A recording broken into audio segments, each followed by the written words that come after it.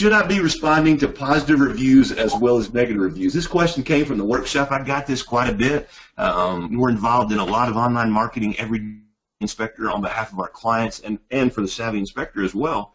But the answer is you should. In the old days, it didn't really make any difference about positive reviews, but you should always respond to negative reviews. And you know what happens is you should always respond to negative reviews in a positive, business-like manner. Do not let emotion rule you. You know, if you have to take 10 breaths and come back to it tomorrow, whatever, get a response up there, but make it, you know, a professional response. And William, that's hard to do sometimes, isn't it? I mean, when you're in the heat of battle with somebody and they put that up like that, the first thing you want to do is diss them right online. Oh, bless your heart. I completely understand. You're a complete idiot. It is. It's tough, man. That's why I'm so bad at it, because I can't calm down enough to respond. That's why many of our Accelerate Roundtable members and our Mastermind group members, when they have a negative review, you know, I'll get involved in it with them. They'll share with me what their side of it is, and then what happens, we'll craft a response that the business owner likes. So if I was working with Coach William on one, I would craft a response, and then, you know, he says, oh, that's good, or let's tweak it this way, and we do it because I'm not involved in it. I'm a neutral third party.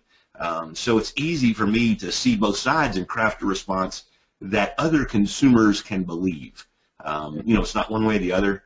You know, you can always start off with, you know, I'm sorry that you feel this way about the transaction, but, you know, what happens is, obviously, you didn't read the inspection agreement. You know, because we don't lift up ceiling tiles in the basement. If there's no sign of water on the tiles at the time of the inspection, you know, we'll have no knowledge of what's above the ceiling.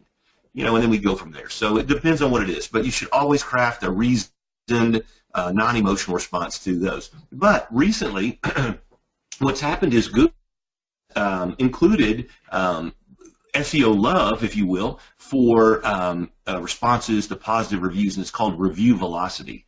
And I know that kind of sounds crazy, but it really is a good thing. So when you get positive reviews on the internet, you should go in there and put a thank you. You know, thanks for your kind words. We sincerely appreciate it. You know, you had a lot of options. You chose us, and we're thrilled that we gave you the 5-star experience. And, oh, by the way, if you have friends, family, or others that are looking to purchase a home, we would love to give them the same experience we gave you as well. Again, thanks for your kind words. So you craft some kind of response. Now, don't take one and paste it on every one of them. You know, be somewhat creative.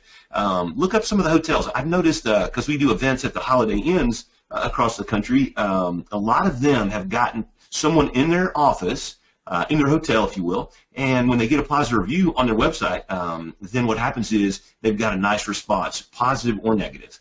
And you could look at the Holiday Inn in Fort Myers. That's where, at the airport, that's where we do, the Savvy has been doing quite a few events.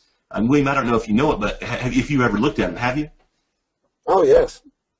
So you can see that somebody in there is, you know, got a brain cell, and they're actually making individual responses to the post. And you know what happens is, in a hotel, that's a hard business, just like in the home inspection business, because what if the person at the front desk didn't make a great impression, or there was something a little bit with the housekeeping, or somebody in the restaurant or the bar? There's tons of opportunities for somebody not to like something in a hotel.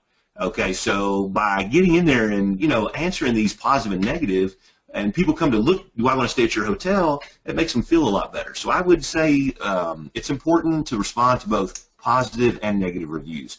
And the Savvy Inspector is starting to work on that now, but for our clients, but we don't always get in there and see every one of them, but, you know, and respond to every one of them, but we need to. Everybody needs to help us do that too, because it is a good thing. Called So review velocity. what about going back? Like, you know, all of them that have been on there for, would you go all the way back to respond to these, go back not at all? What do you think? I'd probably start today.